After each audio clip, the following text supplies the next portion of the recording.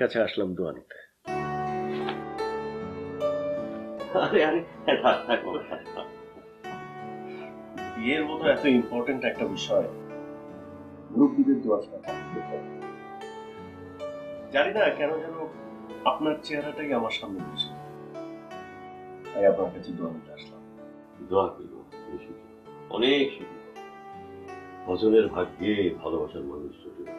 আমি দোয়া করি তুমি তুমি সুখী হবে, দেখো তুমি অনেক সুখী হবে। ও মীরা, এই কৌশিকের আজ বিয়ে।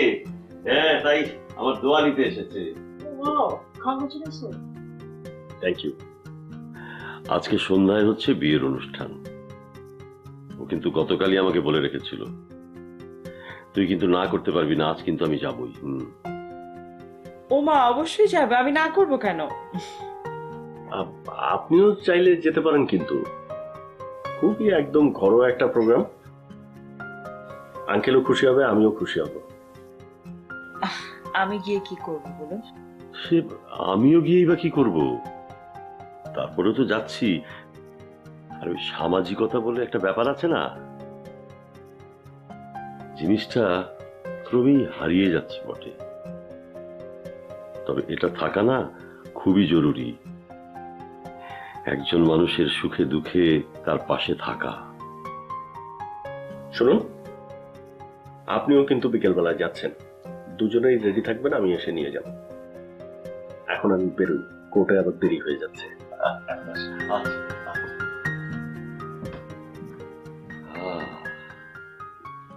ছেলেটা খুবই লক্ষ্মী, এরকম একটা লক্ষ্মী ছেলেই আমি জামাই হিসেবে চেয়েছিলাম। মানে আমার জামাই তো এর চেয়ে অনেক বেশি লক্ষ্মী।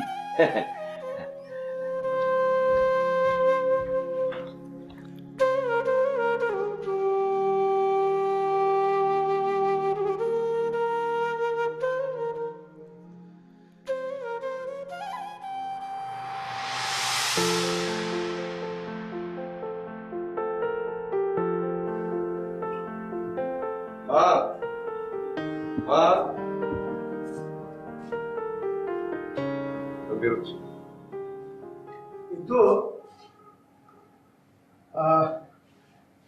সম্ভব হলে আজ দুপুরের মধ্যেই তুমি বাসায় ফিরে এসো।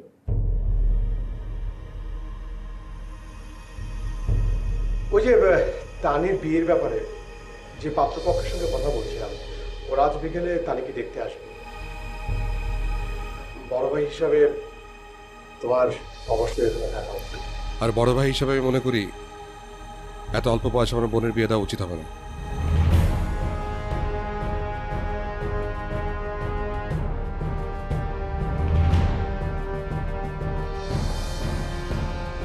আপনি চলে যাবার আগে তানির বিয়ে দিয়ে দায়মুক্ত হতে চেয়েছিলেন তো? আপনার দায়মুক্ত হওয়ার জন্য তানির বিয়ে দেওয়ার কোনো প্রয়োজন নেই,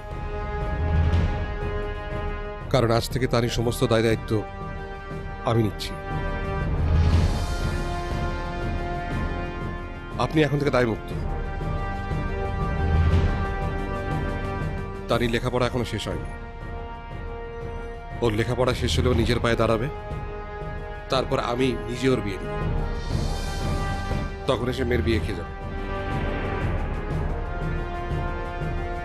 আর যে ঘটকের মাধ্যমে পাত্রপক্ষের সাথে যোগাযোগ হয়েছিল তাকে জানিয়ে দিন আমরা এখন তানিকে বিয়ে দিচ্ছি না। তানিকে দেখতে আসতে কারো দরকার।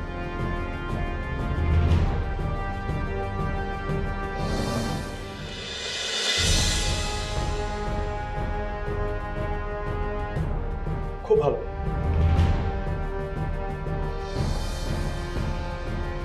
খুব সহজেই আমাদের দায়মুক্ত হয়ে গেল। ঠিক আছে রেহানা, তাহলে শুধু শুধু আমাদের আর দেরি করা গেল।